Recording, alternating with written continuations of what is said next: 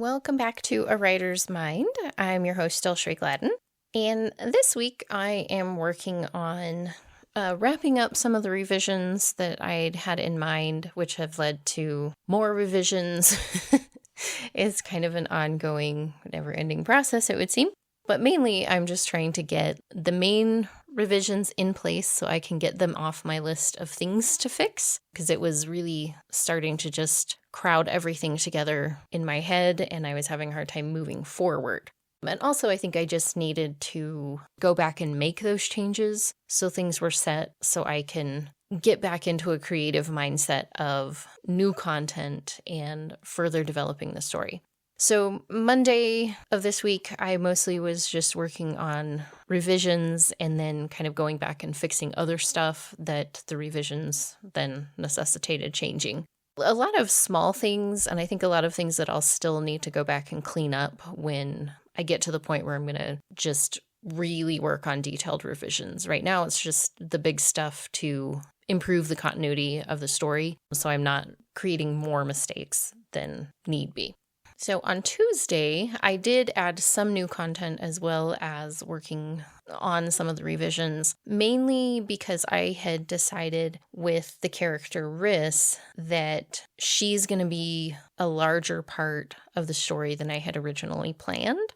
So I needed to go back and change the first conversation with Riss because it wasn't lining up with that. And then when I got to chapter 8, I'd had a scene break there where she had talked to Sarah about helping with the posters and going to meet the family. And then I'd kind of just skipped ahead to the next scene with the pastor and their conversation and that not going well. But I needed another minute there to talk with Riss because she had been really just left out of the story in a way that wasn't making sense with her being Sage's best friend. So at the beginning of chapter 8, Sage, as Beatrix as Sage, I'd written that she just texted Riss and was just like, oh, I won't be around for lunch. And then I didn't come back to it. I didn't deal with that. I didn't have Riss react or have an issue with that or anything. I just kind of ignored that there might be consequences to that. So I added in a second part of chapter 8 and moved everything else down one and renumbered the chapters, where Riss confronts Sage / Beatrix after she finishes talking with Sarah. She gets this text and is kind of hurt by it, is a little bit suspicious. So I added in that Riss had tried texting Sage several times the night before to check in on her. And Beatrix was in the middle of, she had the fight with the mom, and then she's trying to look up stuff about Leon. So she just wasn't really in a mindset to deal with Sarah and wasn't really considering or taking seriously the fact that Riss might be involved in all of this. She'd kind of written her off a little bit because she'd had an alibi for the night that Arya disappeared. But in the previous chapters, I went back through revisions and built up the sense that Beatrix is starting to have that something's a little off with this case, that it's more than just Arya having gone missing, that there's a wider problem that's causing the karmic disturbance. So I had kind of built in some of that to put her focus more squarely on that, which caused her to ignore Riss a little bit. But then she's kind of reminded in this new section of chapter 8 that it's a mistake to count anybody out or to think that they're not going to be helpful or useful. So she has a conversation with Riss where Riss expresses her frustration with her that she's not paying attention to her. Things have been weird since Arya disappeared. What's going on? It's clear to the reader that Riss doesn't know what happened to Arya. She wasn't there. She wasn't involved in that part of it. But she also kind of lets some other things slip about, well, the way people are talking about Arya is getting under her skin, like she was a little, Miss Perfect and quiet, no problems kind of girl. But there's also this sense that hopefully I've created that Riss knows that they are not supposed to discuss Arya out in the open. So she's holding back saying anything because she thinks Sage already knows everything. So she doesn't need to, remember how this, or, discuss these personal details and these secrets that they're keeping, because in her mind, she doesn't need to. Sage already knows all the secrets because they've been involved in whatever this is together. So, she just kind of has these little hints and mentions that Sage would absolutely know what she was talking about, but Beatrix has no clue. So she tries to nudge her a little bit to get her to say a little bit more, which she gets, but Riss is still very aware that they're like sitting in the cafeteria, so she's not going to say a whole lot where anybody could overhear them and put them in jeopardy of coming under suspicion. And then, so that kind of builds up somewhere else that I think I'm going to need to add another chapter, and I'm looking for where to put that. I may need to put something in between some of the chapters I've already written, because I think I'm going to need it to come back up before where I stopped before going back to revisions. So I'll look at that as I kind of keep working my way forward. But I'm going to have a point where Beatrix is going to find some time to spend with Riss privately to try to get more out of her through conversation without her, becoming suspicious of why she's asking all these questions, which I think is going to be a challenging conversation to write, but hopefully I can get it where I want it to without being awkward or weird or unrealistic. So that may be a chapter that is going to need several passes before I get it right. That's what it is sometimes. Also in this section that I also added some hints to the relationship between Sage and Riss being different than what anyone else is aware of. So Beatrix is surprised when Riss grabs her hand at one point when they're having kind of a more emotional side of the conversation, which at first she's kind of just like, well, that just may be teenage girls. They hold hands, they hug, they're a little bit more expressive than boys typically. So she kind of takes note of it, but doesn't really think too much of it until Riss starts kind of making some more intimate motions, rubbing her hand, kind of things like that, where Beatrix is left wondering, what exactly is the relationship between these two girls? Because she's already seen that Riss is dominated by Sage. Sage is the boss of the relationship. She's kind of controlling and demanding, and Riss bows to that fairly easily, though at times she shows some sparks of maybe pushing back. She's not quite there yet. So this is kind of giving some hints to Beatrix that while Riss may not have been involved in Arya's disappearance, there's a good chance she's involved in everything else because she is devoted to Sage and kind of under Sage's control in a lot of ways. So I think this is one where I need to build up that relationship in order to make it more a part of the story and show how Sage has been causing some of the elements that are producing this karmic disturbance through her manipulation of other people, through creating these harmful influences and situations, either herself or through the use of other people, which is kind of why it's becoming a big enough thing that they had sent an investigator to come look at it. So between Sage and Arya and the various things that they have been doing and the problems that they've been causing around them, it's reached that level of, okay, we got to stop and take a look and see what's going on over there in the human world. And it's something that I was talking with Chris about, that he kind of asked what was the main issue that they're dealing with in this world. That it's not just to solve a mystery, that the investigator needs to determine culpability and pass judgment on people and decide who is worth their time to deal with. And I think that's going to get complicated the more characters who are involved in the disturbance. Beatrix is going to have to pick out, okay, who is actually kind of holding the reins on all of this?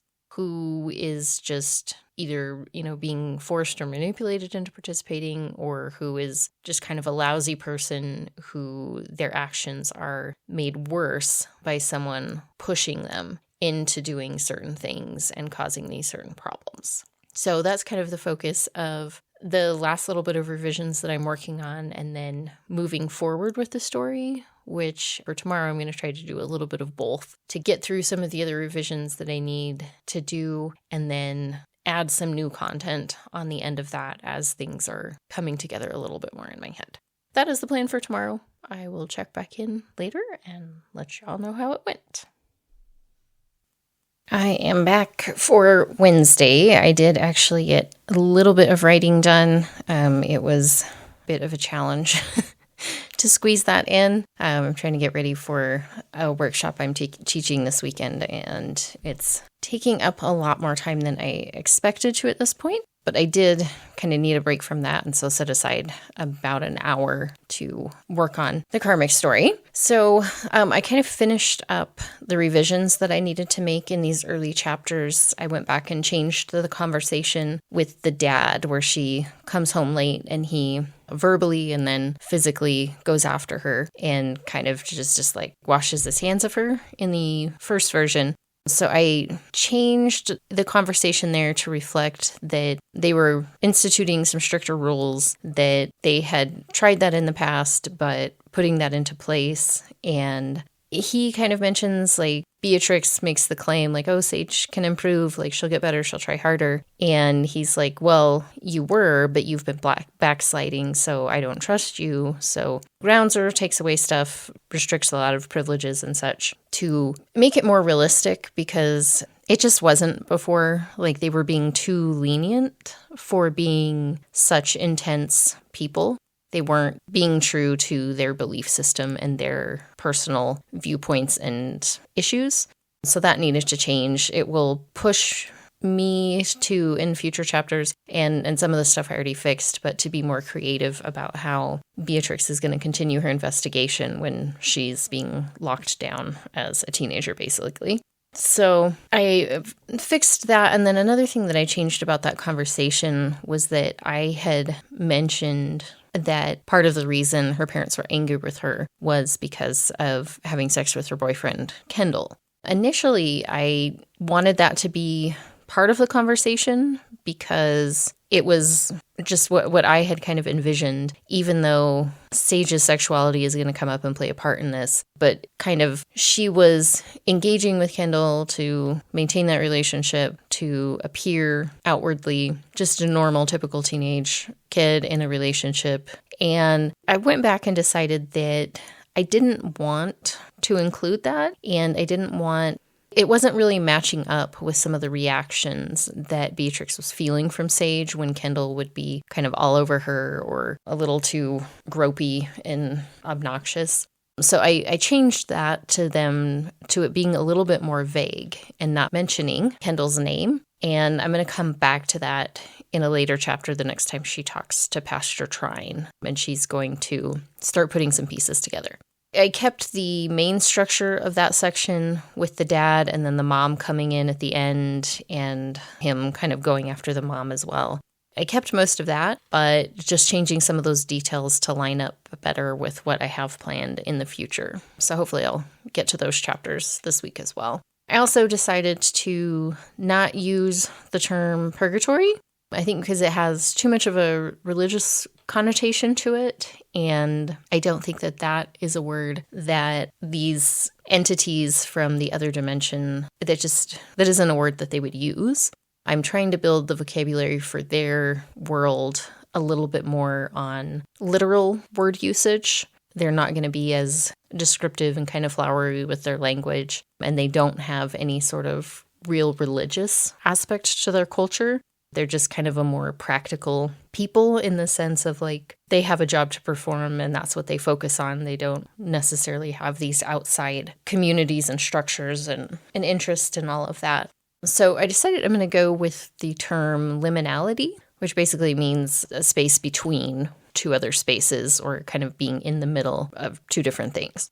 So it's kind of just more a literal description of that space that someone might get stuck in. So I'll go back and make those changes to the earlier chapters at some point, but I'm not going to worry about it right this minute. So the other thing that I did add another chapter with Cal right after the confrontation with the dad, and then at the end with the mom as well, because I was going back kind of through the timeline, and he was supposed to be checking in daily, and we haven't heard from Cal again. So this would be the point where he would be checking in with her to see how things are going. And he gets confrontational because Sage has just been attacked by her father, so she's a bit banged up. And he can sense that and kind of blames Beatrix for this. Like, why aren't you taking better care of her body? Like, how are you going to finish this investigation if you can't even keep her body safe? So kind of their interaction starts off on a not great level to begin with. And then she is irritated and kind of reacts to him and then confronts him about how terribly this case was put together. And she wants some answers on that. So their conversation kind of gave me a chance to not only build up the rivalry between them, but to give the reader a little bit more information about how this investigative process works.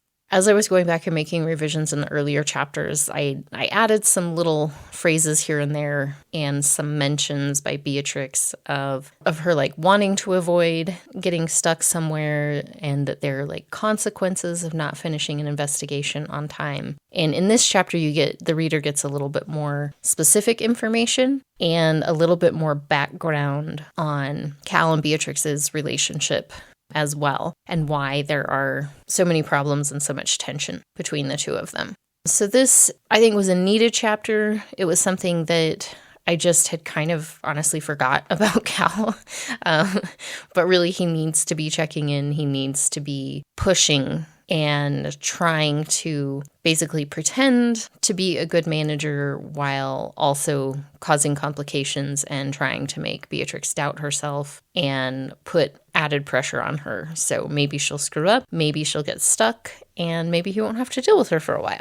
So this hopefully helps develop both of those characters a little bit more and gives a better overall sense of what's going on in this investigative process, why it's important, and the structure. Because I give a little bit more information on the observers who go down in the beginning and can interact with the human dimension, but they can observe everything and then they come and report back. And Beatrix is starting to pick up on the fact that if the observer was sent down here to observe Beatrix, why is there so much that's missing? And like easy things that an observer should have been able to find out, and she doesn't have that information.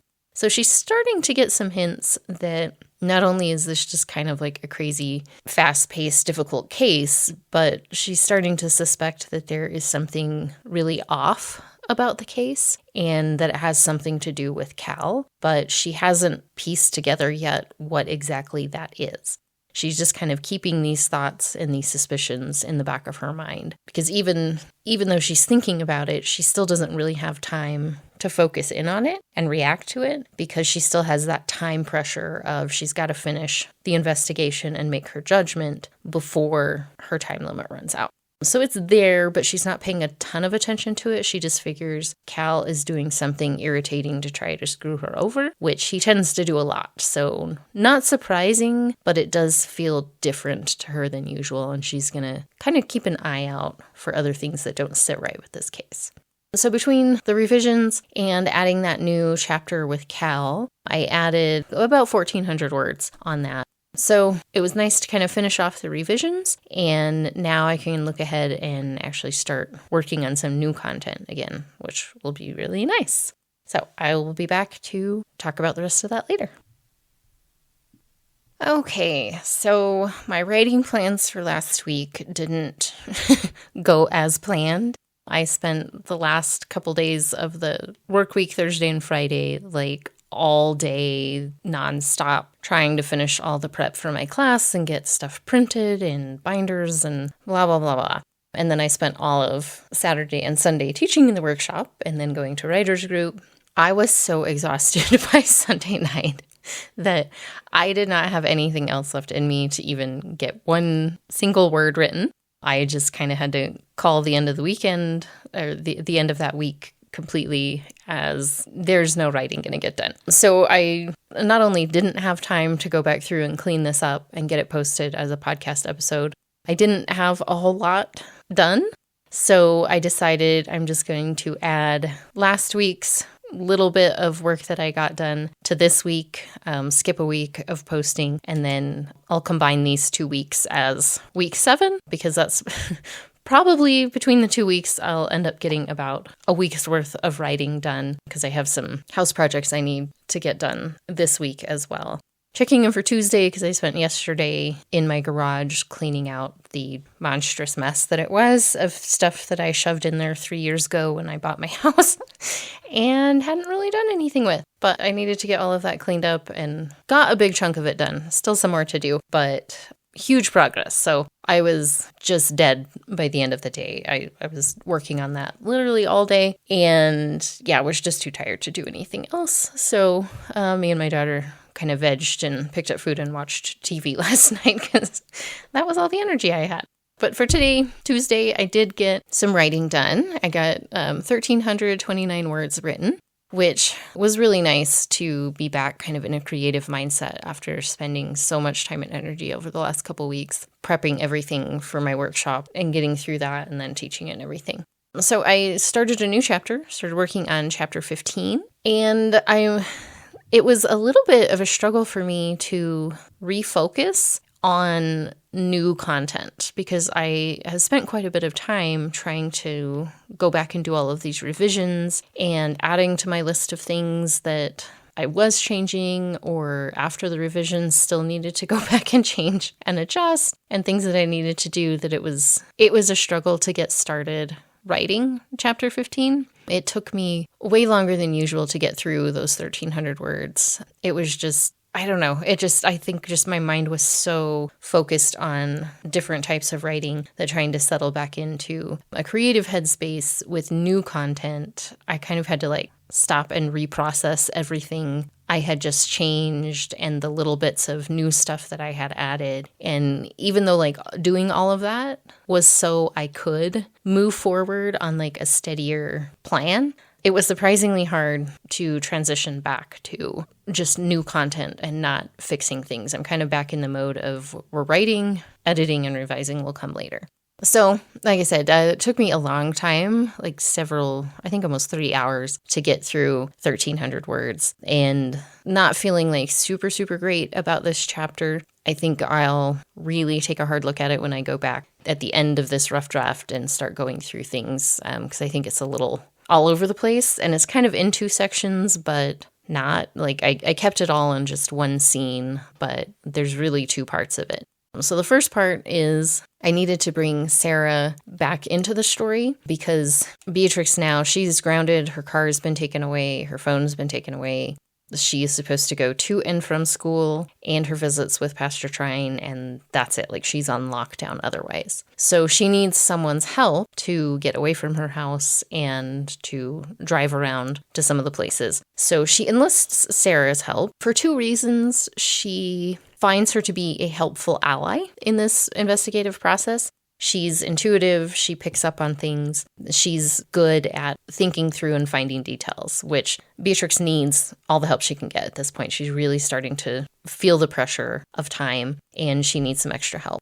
And she's still kind of on awkward ground with Riss, and she's not totally sure how much she can trust Riss, because she's starting to think now that even though Riss was gone when Arya disappeared, Riss has been involved in all of the other stuff. So she doesn't want to bring Riss in to the investigation out of fear that she'll pick up that something's wrong and that things might go badly and complicate things even more. So she makes contact with Sarah. She kind of basically dive bombs her in the cafeteria and has to kind of come up with this story of oh, my car's broken, but hey, I heard some rumors. She doesn't tell her about the text messages. She just says, I've heard some rumors, people are starting to talk a lot more. Maybe they feel they're a little bit safe. Nobody's paying that much attention anymore, so the rumors are getting going. And Sarah believes this, because really they are talking a little bit more freely, but Beatrix is making up the fact that these specific rumors are things she's heard. She needs to check out some of the locations that are mentioned in the text thread between Sage and the mysterious friend. So she recruits her and kind of has to keep making up lies. She's like, oh, I'm going to be, tutoring my neighbor. Can you pick me up at this address? Like, she's going to sneak out and then go a couple blocks down the street so her parents don't see that she's getting picked up by somebody. And she kind of plays and manipulates Sarah using her fascination and her need to solve this mystery. And Sarah buys into it. She agrees to help and doesn't really think too hard about some of the excuses because she's getting what she wants to. And we're just, as humans, a little less likely to question things if it's giving us the things that we need and want and that benefit us. And Beatrix is really good at doing that with people. She's had lots of practice. So she talks to Sarah, recruits her, and then I transition into a conversation with Riss. And I'm kind of debating if that transition works well. I may split the scene, or I may want this conversation to take place at a different time or location. I'm not sure. I wasn't super happy with the transition between the two scenes and the interaction with Riss. They're in the cafeteria, so it creates a reason for Riss to still kind of be mindful about the things she's saying, but it's also showing that Beatrix is making more of an effort to include her and to repair some of Riss's feelings of jealousy and hurt of being ignored lately, because she needs to build back that friendliness and trust in order to get Riss to talk. So Riss does talk a little bit more freely. She's being a little bit more direct about the fact that she does know Arya, or she did, and she knew that things were iffy around her, but there's still people around them. She's still not being completely just out in the open with everything for the same reasons as last time. Like, people could overhear, but also Sage would know all of these things, so she doesn't need to line it all out. So I think I'm still going to need a later scene where maybe Riss sneaks into her house and they're in her room or something like that, where nobody else is around, because I think Riss has been trained well enough by Sage and her dominating personality that she won't openly speak about anything unless they're completely private where nobody could overhear them. So I'm going to look for a place to add that in at some point. But for this conversation, basically what I wanted to accomplish was to start giving a little bit more hints that things were a little off with Arya, in the sense of she wasn't behaving quite like herself. Because I want to start dropping these hints and clues in for Beatrix that not only does this whole case feel off, but she needs to start figuring out why it's off. And so these types of hints are going to lead her to realize, maybe the reason that Arya was acting differently is because she wasn't herself. So I'm going to plant some of these comments. At some point, I'm going to have Sarah mention how different Sage seems from what she knew of her, and use Riss a little bit more. Riss is going to at some point get a little bit more of like, well, you already know about that. Like, why that, she's going to come to these points where it's like, well, you already know about that. Like, why would I need to say it or whatever? To where Beatrix will start getting these clues and realize that Sage was not the original target and that there had been a previous investigator to her, which will blow things up with Cal, but also really start to make a lot more sense to her. And then she can pressure Cal to give her the rest of the information that he had withheld from her. I don't think he's going to give that up easily, but I think eventually I will have him give it up, because he starts to feel threatened enough that there could be enough negative consequences for him that he's not willing to die on that hill, basically. So in this conversation, she just starts to get the impression that Arya was acting strangely, enough so that Riss took notice and wasn't sure what was going on. But Riss has a line at the end of the chapter that's basically like, I don't know what was causing her to act differently, but I think that's what got her killed or disappeared. She's starting to point Beatrice in that direction, but she's not at her most useful point yet. I still need a chapter with her later on. But for now, I'm at least repairing that relationship and making sure that she's a presence in the story so she can be part of the larger ending of the story, and it will be believable and make sense and not be like, oh, and then she came out of nowhere and just, gave her all the information she needed, because nobody likes that. That's a really annoying thing to do. That's kind of where I got to today. not super happy with the chapter, but it was kind of getting me at least back into that creative new content mindset, which I needed. And, I can always go back and fix stuff later. More stuff to work on later on, editing and revisions, but at least got some new content down this week. I did not manage to get any writing done on Wednesday. I just had some other stuff I needed to take care of and didn't end up fitting it in. But Thursday, I did get some writing done today, which was productive-ish. Like, I got a decent amount of words down. My word count for this session was 1,513 words, but it's a little rambly, a little bit too much in Beatrix's head, and I think I'm going to need to trim some of that out because I didn't get through the whole chapter. I was struggling with the conversation. So this chapter is Beatrix's next meeting with Pastor Trine, and she's taking a different approach because obviously the last session didn't go very well, and she needs information, and she's willing to be a little bit out of character as Sage in order to get more information. And I think one of the things I'm struggling with on this conversation is that I'm not 100% sure on what information I need him to give as the writer and what information makes sense for him to have and to be able to give to Beatrix, the character, as the investigator. So I'm kind of struggling on just the end result of this conversation. I didn't want it to be confrontational again, because that wasn't going to work. That was going to just cause him to clam up and boot her out again.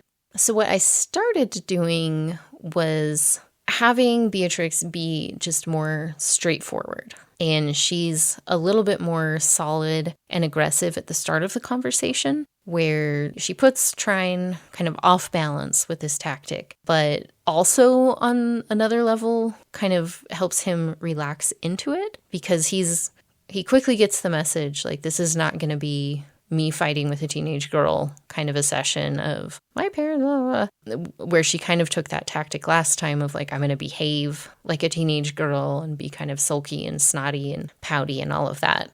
It's a big shift from their last conversation, but he's also kind of like, okay, like maybe we can actually have a real conversation and this can be a productive meeting. So he's a little wary, but also a little bit more willing to open up to her and to talk.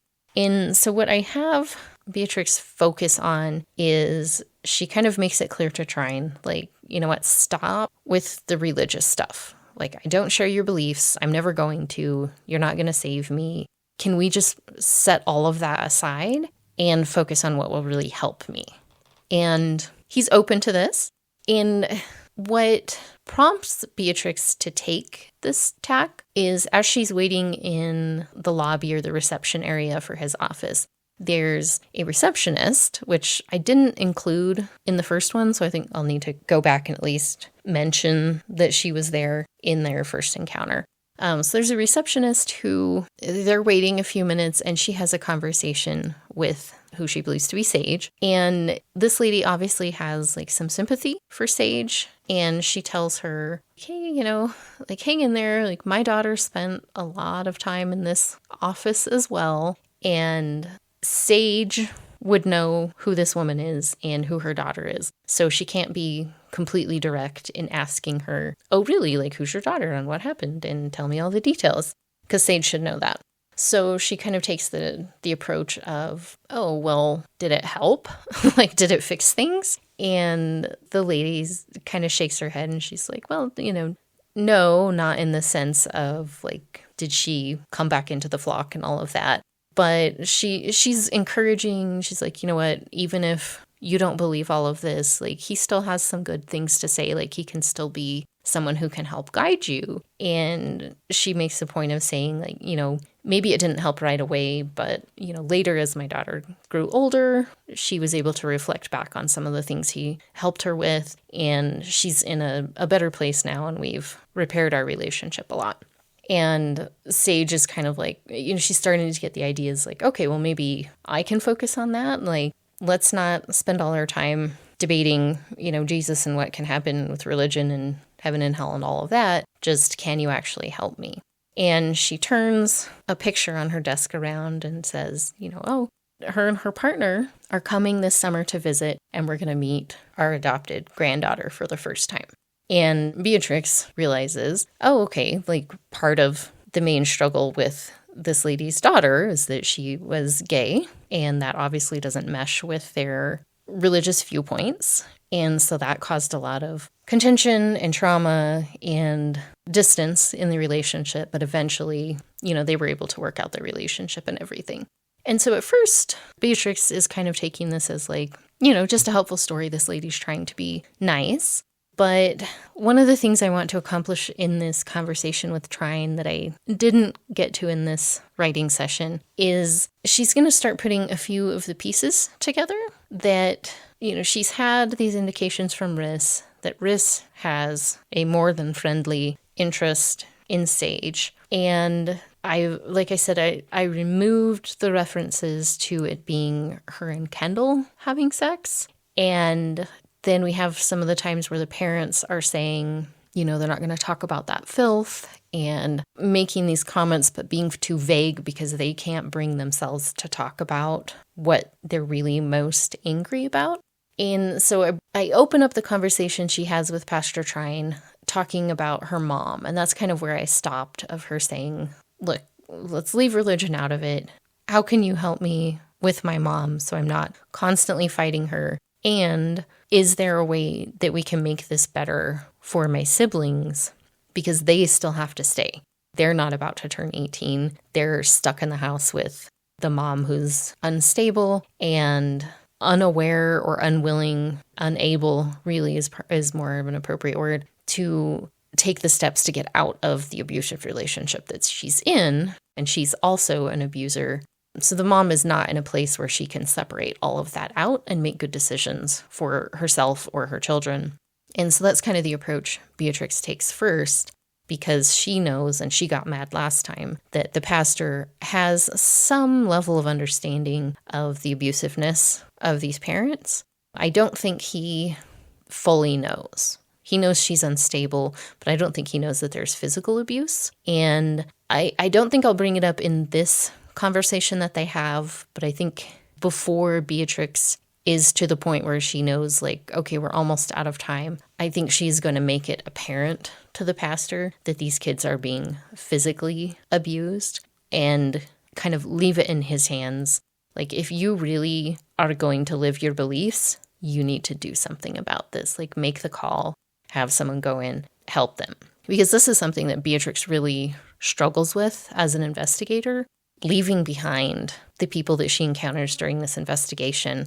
It really bothers her that she can be, taken out of the situation. She's not ever actually going to be, she feels the physical pain, but she is not stuck in these situations. But in this case, she's leaving 2 young children in this situation that is definitely not healthy for them.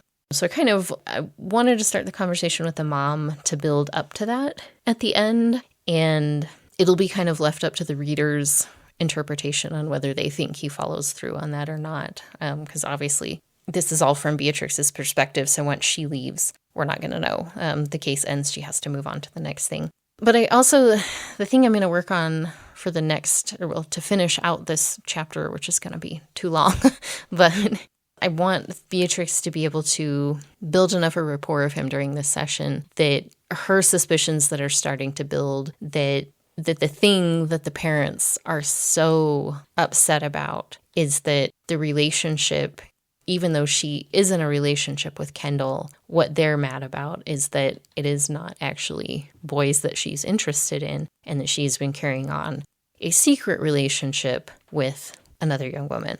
I think that's why I struggled with being more concise and getting to the point with this chapter as I was writing today, because I'm not totally sure how she's going to realistically get that out of him. I'm still trying to work through that in my head. This may end up just, as I write tomorrow, probably be a really long, rambly chapter, because I'm going to be writing out my thoughts and writing my way to figuring out how this conversation will best take place. So I'm just going to let myself do that, and I'm going to go back and fix it later and clean it up and make it a little bit less long-winded, hopefully, and just get to the point better. So that's kind of where I stopped today. Like I said, this chapter is already 1,500 words. Honestly, I'm probably only halfway through it, which for the pacing that I've been writing at with this, that's going to be way too long of a chapter. But I'm just going to let it stand at that point and then deal with it after the fact. So hopefully I can get this chapter wrapped up tomorrow and find a way through this conversation in a way that's not too painful to go back and read later. And I'm like, oh, geez, this was crap. But we'll see. Sometimes things just have to be crap, and then you can always fix it later. That's the joy of editing. So I will be back when I get some writing done. Okay, well, it took me until Sunday to finally get this chapter wrapped up. And as I expected, it's way too long. The total word count for the chapter is 3,292 words, which, like I said, for kind of the pacing of the other chapters, that is lengthy. So I will either at some point trim it or split it into 2 chapters, just kind of depending on what works out. Probably trim, because like I said, this chapter was a bit rambly. So I did finish chapter 16. I added another 1,760 words to my total word count today. And so I finished up the conversation with the pastor, and I had planned to just kind of like write my way through it and see where things were going to finish up. And I had kind of some ideas of what I was going to reveal and what I wasn't, and how I intended to conclude this chapter. And that really just kind of went out the window as I was writing, which is completely fine, because that's kind of the point of just writing through it and letting it be messy so I can find what works best. So earlier I had said that I'd planned to wait for Beatrix to reveal the physical abuse from the parents until closer to the end of the story, and then kind of leave it up in the air a bit on whether or not the pastor follows through on getting these kids help. What actually ended up happening as they were continuing the conversation about the mom and kind of the parents in general, it really just took a bit of a turn that I wasn't expecting to make, but that made sense in the moment, and I just went with it. So Pastor Trine knows more of the family's history than has been brought up in the book. Obviously that Beatrix knows, but likely that Sage didn't know either. The prep work for this by the Observer, we've discussed, was not great. She didn't get a lot of background information, but I'll probably need to go back and do some tweaks and add a little bit about that being kind of intentional on the Kinsella parents' side of things, that they don't reveal much about their past. They don't talk about it with the kids, so the kids don't really know a whole lot. So when Pastor Trine brings up the topic that, a lot of their current issues are due to how they were raised, Beatrix kind of just gives the very basic information that she knew, that they were raised in the Deep South in a very religious community, and that's all the information she had. But she, like I said, she kind of has the impression that Sage didn't know a whole lot more than that either.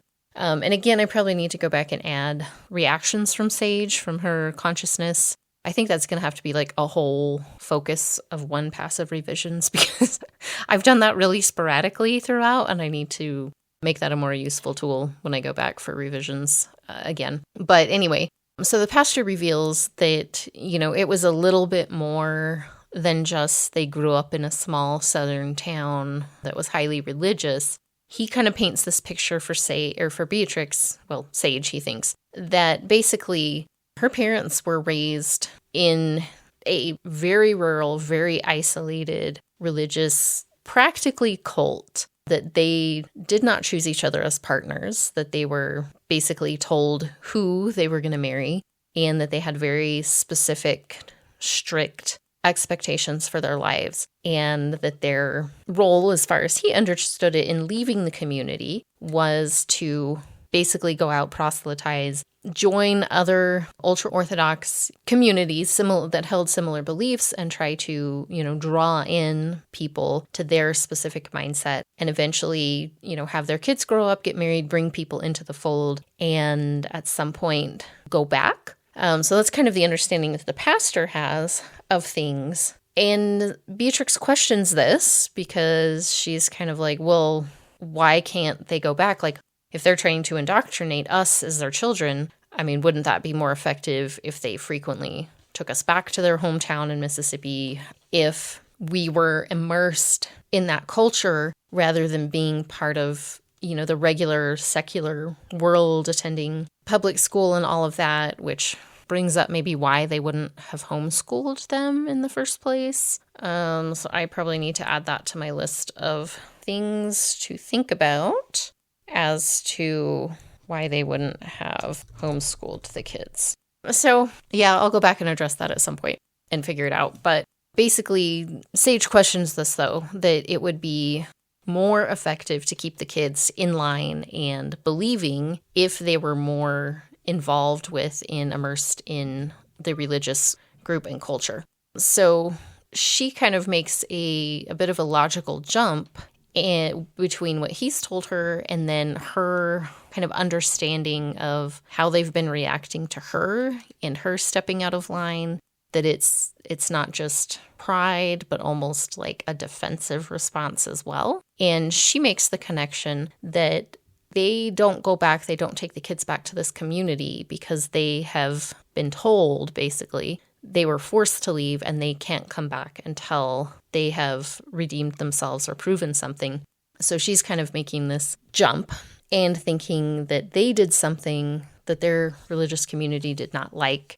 They were kind of booted out until they could prove themselves, bring back so many more or show that they can raise their kids to be better than them or whatever. I still need to kind of think through that and work it out specifically. That's going to be, I think, a later conversation with the mom, I think, over the dad, because the dad, as Pastor Trine mentions at the end of their conversation, he thinks, the reason that they are having different reactions, the dad's kind of ready to give up on Sage and just wash his hands of her, where the mom is still like pretty desperate to fix her. So, and he makes the comment that he thinks the dad actually kind of likes being away from the cult because he likes being the one in control.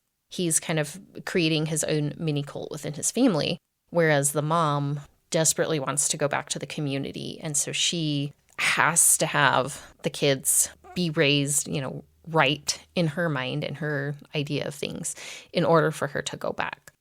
So maybe what might make sense is that maybe this has to do with the children of why they had to leave their community. Perhaps maybe Sage was conceived before they were married, or, something along that lines of where the kids falling in line is their way back in to the community. So still thinking about that. But so they have kind of that conversation. She gets more information on their background, makes those logical connections that she's going to test in a later conversation. But also, I had been planning originally, like I said, for the abuse not to be revealed. But actually what ended up happening was I kind of leaned into that idea of Sage, or of Beatrix, kind of struggling on some of her cases with the idea of those who are left behind and what happens to them. And especially with children, she's especially sensitive to that. So she kind of gets worked up in the moment when he again kind of starts like being wishy-washy on whether anything can be done at this stage, blah, blah, blah. And she just kind of goes with what her intuition says in the moment, and she pulls off her top to show the bruises on her back and the bruises around her throat, and smears off some thick makeup that she'd been having on, showing where she still had a bit of a bruise from when her mom had really slapped her hard. And so she kind of shocks the pastor in that moment, and he confesses that he thought this was all, just kind of like emotional or psychological, which he was passing off as not as important, which she kind of comes back at him about how damaging emotional and psychological abuse are as well. And so he actually moves to make a call, but she knows that's going to kind of disrupt the investigation. So she reins him back in and basically says, like, right now it's just me, but as soon as I'm out of the picture, like, the other two are going to start bearing the brunt of their physical anger as well. And she says, she wants to try to get things to a better place, but if she can't, then he should call and help her siblings once she is gone. And he's thinking, she's graduating. She plans to just bolt, move out ASAP, second after graduation, something like that. So he's interpreting that as she's going to leave the household but she wants her siblings to be looked after, whereas Beatrix knows at the conclusion of this investigation, Sage will be basically dead. We'll get into the reasons for why later. So, like I said, that kind of surprised me because I wasn't planning to reveal that. But as I was writing that scene, it actually flowed the way I was hoping it to. And it shocked him into kind of blurting out the information that Beatrix was trying to get in the first place and says, like, oh my gosh, basically, like, they're beating you like that just because you're gay. And it was what Beatrix had been, like, starting, like we talked about, kind of starting to get some hints of, but he is able to confirm that.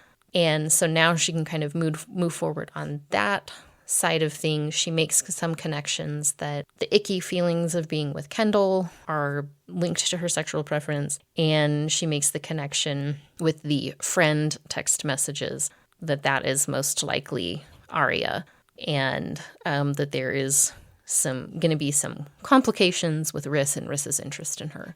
So I initially had wanted to kind of keep the connection between Sage and Arya secret a little bit longer, but it just wasn't seeming logical. I think the reader is going to make that connection, hopefully at the same time, maybe a little bit before, but that's not the main part of the mystery. So I think we'll see when I go back and look at, the overall pacing. I think that's a good time for this to be revealed because, my original concepts of the mystery have changed quite a bit, and there's a lot more involved for her to figure out. So I think revealing this now at this point is not complicating anything else or going to leave me like with slow parts or anything. So like I said, we'll see when I kind of look at the pacing overall and have some beta readers take a look at it and see, if I revealed it too soon or too late or whatever. And if this makes sense as a place for all of this to kind of come to light.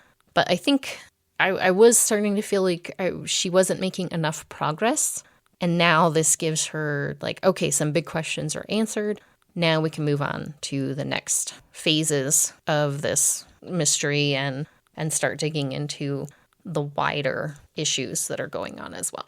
Like I said, the chapter ended up being really long. Took like 3 writing sessions to get through it because I was really struggling with just what to reveal and how to reveal it and what the point of the chapter was. But I think a lot of that came together in this last section of writing. So going back and cleaning it up, I think will be a little bit easier and hopefully kind of has gotten me a little bit more back into my writing pattern and I can make a bit more progress again. We'll see, because this is kind of my last week at home. School starts up next week. So if I don't make progress, you guys may see episodes every other week, depending on what I can accomplish. But I'm going to try to keep up as much writing during the week as I can so I can continue to get through this and make progress on this rough draft. And for information on any of my other books and what else I've got going on as far as writing in the publishing world, you can find me online at DelShereeGladden.com. And the theme music for this podcast is by Monplaisir.